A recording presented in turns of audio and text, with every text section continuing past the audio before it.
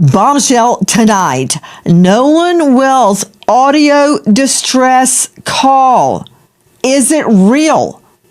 Good evening. I'm Nancy Grace. This is Crime Stories. I want to thank you for being with us.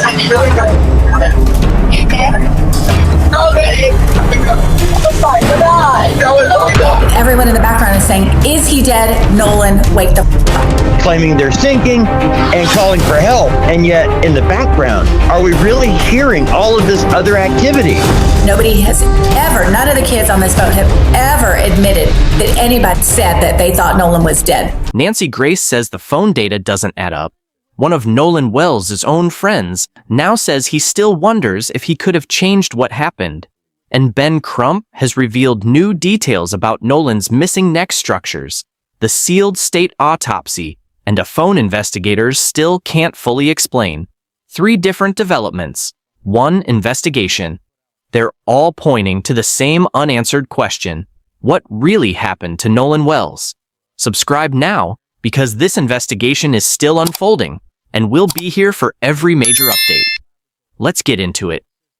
He talked about how he found red discoloration when he cut open into the back of his head towards the occipital bone, and he saw the red discoloration, and we actually saw the pictures of it. It's significant. You can't help but notice, why is this dark red here in the back of his head? And so he was important to note that in his report. He said that etiology of this finding is unclear.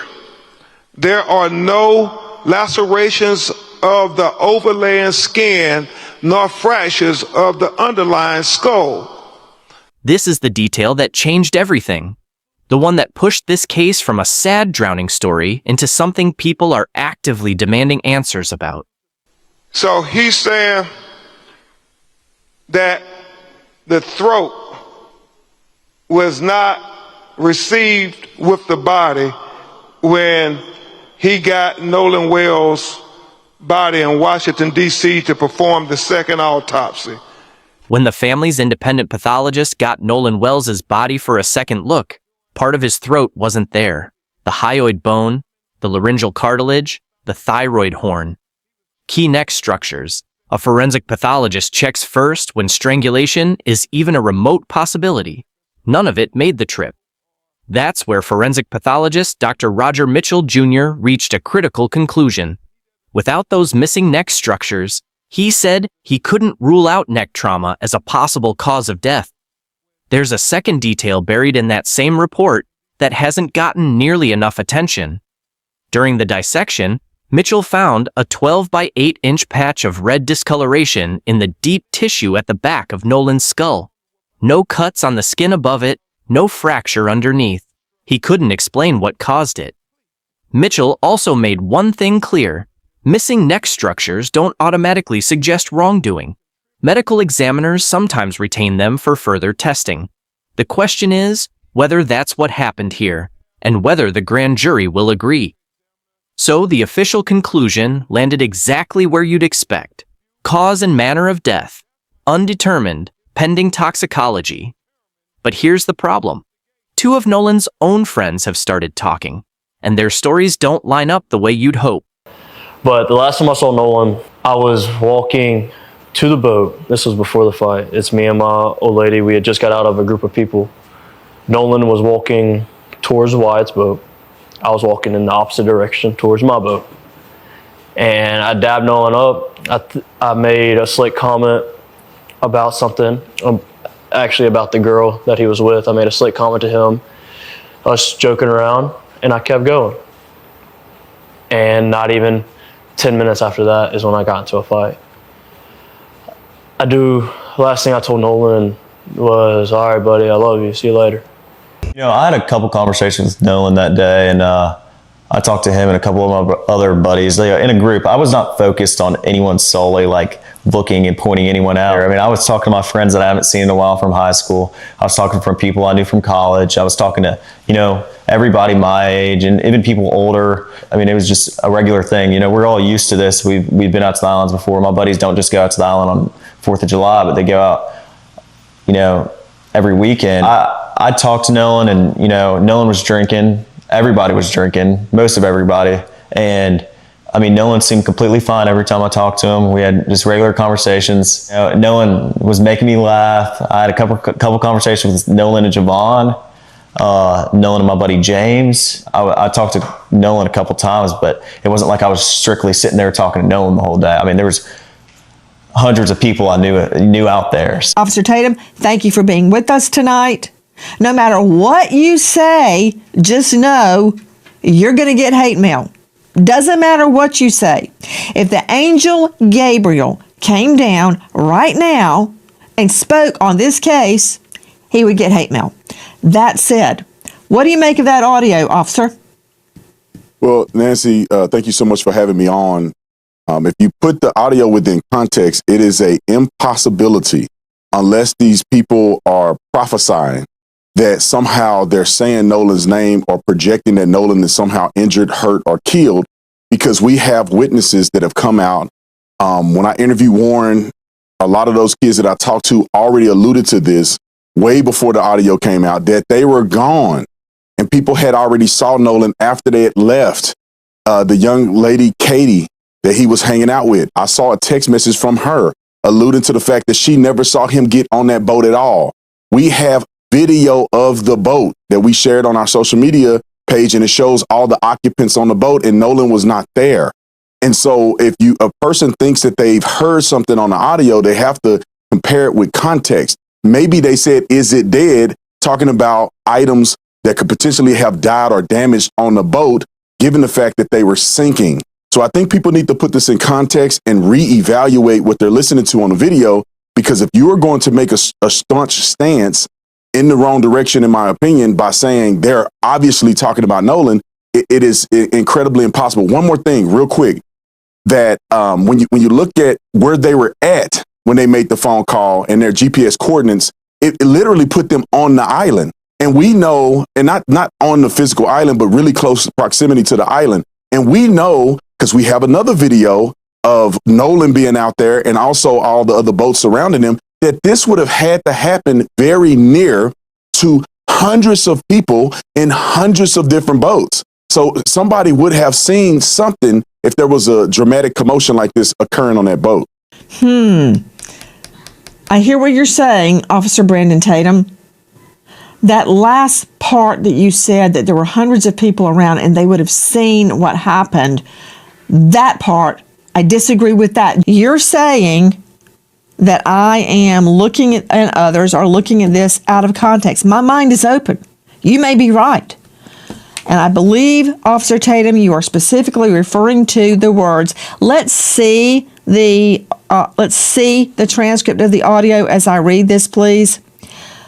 You're referring to alleged statements. Sure, he's dead? Is he dead? Nolan. OMG. Nolan, don't die. Then wake the F up. I thought he was on the check his chest.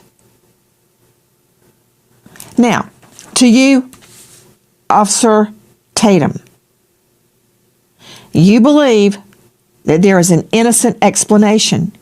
My mind is open. And that innocent explanation would be what? Well, I think that if you are convinced without context that they are talking about Nolan, you're going to hear certain things and perceive it. I mean, the bilge pump is damaged. They could have been saying, "Don't die," or "Is it dead?" referring to the bilge pump or the bilge pump. And they could have been talking about a battery. They could have been saying no, and people think they said Nolan. The only reason that I deviate from the transcript is because there are witnesses that have said they've seen Nolan after the boys had already left and after the call was already made. And also, I put my detective mind on when I look at the reasoning why would they be calling and giving GPS coordinates and talking to this dispatch for 8 minutes if their best friend, whom I've spoke to these boys, they've showed me pictures, they were emotional about Nolan's death. I was there during the funeral, at least there with them when the funeral was going on, and they were devastated that they couldn't go to his funeral.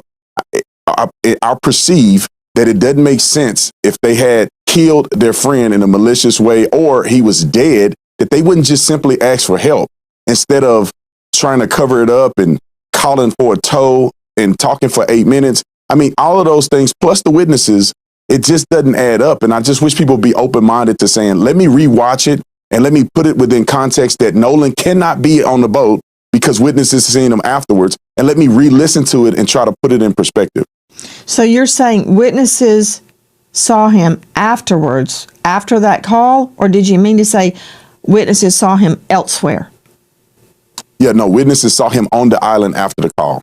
After the boys had left around 4:30, witnesses have seen Nolan alive on the island after that. So, you know, that puts Nolan alive after that. And I think that people should be focused on, okay, now let's interview and talk to people and consider what did they see, because we're already past the point of Warren and Wyatt's boat and all of those things being involved. Officer Tatum, I had so many trial judges from all the cases I tried in different courtrooms, but one particular judge, my favorite, Luther Alverson, he had a particular jury charge, and I've heard it so many times, I've memorized it. He said to the jury at the end of the case, after the closings, it is your duty to make all witnesses speak the truth and impugn perjury on no one. So, what I'm trying to do is reconcile what you're saying with what I'm hearing. I hope Nolan Wells died by accident. But I'm not shutting down our Crime Stories investigation until I know. Now, here is another revealing part. Grace zeroed in on something specific. Nolan's phone location data. The Life 360 records and the phone records, she said bluntly, aren't matching up in a way that makes sense to her. A discrepancy of a few blocks she could understand. What his mother has described isn't that. She's said flatly she's not buying the explanation offered so far. She's also pushed on the timeline itself. The conflicting accounts of what happened after Nolan was last seen. Her episode on it didn't just air and disappear. It got clipped and shared everywhere, especially within the Black community, with people saying that once Nancy Grace puts her weight behind a case, things tend to move. She's not the only public figure who's jumped in, and the next name pulls this story somewhere it hasn't been yet. Ms. Rachel, the children's YouTuber known for her educational videos, posted about Nolan's case to millions of followers. She said he and his family deserve justice, and went further, pointing to photos of Nolan, who is Black, spending that day with friends who are white, suggesting the investigation would have unfolded differently if the races were reversed. That comment landed exactly how you'd expect in a case already carrying this much weight. It's part of why this story never stayed confined to Mississippi. A missing person case, a grieving family demanding transparency, and a much larger, ongoing conversation about how investigations play out, depending on who's involved. Now strip all of that away for a second, because there's a piece of evidence in this case that doesn't care about anyone's opinion. It just records what actually happened. The timeline the GPS tells, according to Mississippi's Department of Marine Resources, the boat carrying Nolan's group left the mainland at 9:56 that morning. Nolan was last seen near the island around 3 p.m. Friends who made the trip told deputies that when they eventually left, Nolan was still there, with a woman they didn't know, and that he'd chosen to stay behind. But that's not the full picture anymore. Sources with direct knowledge of the investigation told TMZ that authorities have evidence appearing to show Nolan was still on Horn Island after his friend's boat had already departed, which actually lines up with what the friends have said. At least 2 separate witnesses told investigators the same thing. None of it tells us what happened next. It just narrows the window between the last confirmed sighting of Nolan and the moment his family realized something was wrong. By Hudson's account, that moment came late that night. He hadn't heard from Nolan, called Christine, and she hadn't either. That's when he called the Coast Guard. Nolan's body was recovered 2 days later, on July 6th, by a U.S. park ranger, and by that point, all three friends who traveled with him that day had already retained their own attorneys, before a single charge had been filed against anyone.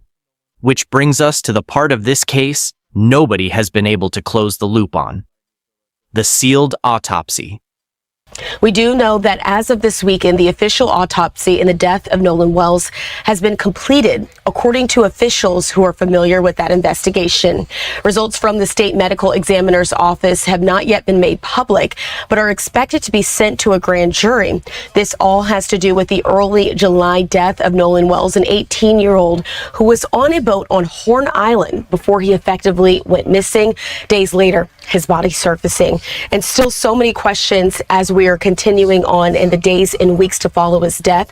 And to talk a little bit more about what we're watching here, I'd like to bring in Adante Pointer, civil rights attorney. Adante, thanks so much for being with us here on Live Now from Fox. Thanks for having me.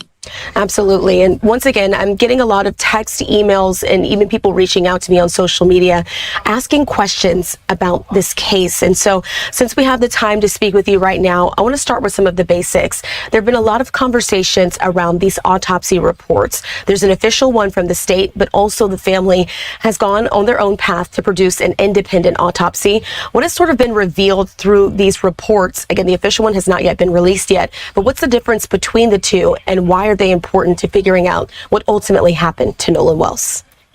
Sure. The state autopsy is conducted first because the state actually had custody of Nolan's body way before the family got their hands on the body and were able to send it to an independent autopsy for an independent autopsy. So what you have is the state actually had the body in its most original state from once it was recovered. And so they have the primary opportunity and duty to investigate and examine this body for any type of signs of trauma or drowning and any other type of physical injuries or the condition of the body. Whereas an independent examiner, they're getting the body after the original autopsy is done.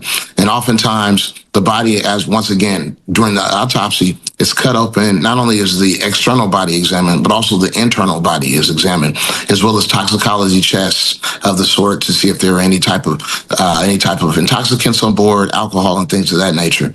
So the independent autopsy is a way for a family to get answers in advance of the state's autopsy coming out. And oftentimes that's all the family has, because the state autopsies oftentimes take much longer to deliver the results to the family. And as you can imagine, if you're a family, you're anxious to know what happened to your son. While all of this plays out publicly, the official state autopsy has quietly wrapped up. Started July 7th, finished, and none of it released.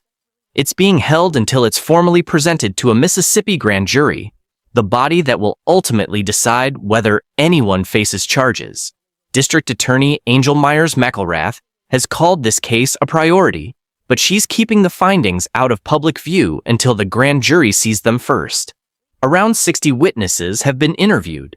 The three friends who were with Nolan have reportedly all been questioned at length.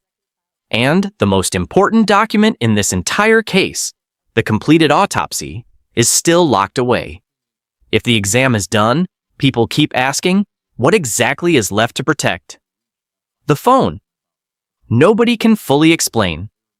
Every account in this case eventually loops back to the phone. If he says he's going to stay behind, why doesn't an 18-year-old get their cell phone? If they're not going to go with the boat, why would they leave it with them? His mother, called his phone 3 times, got no answer after they started getting concerned.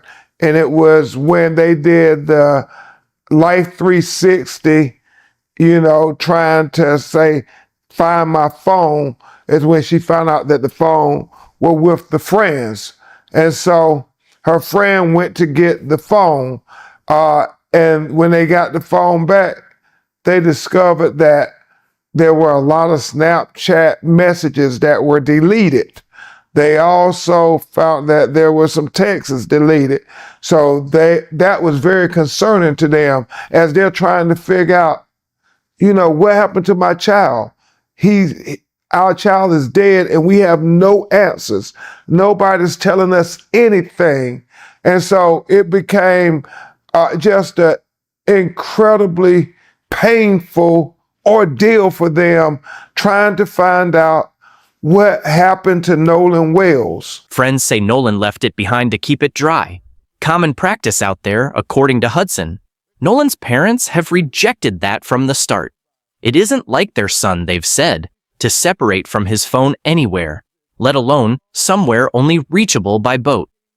Then there's Nancy Grace's specific complaint about the location data and unresolved reports about activity on the phone after Nolan disappeared, something investigators still haven't addressed publicly.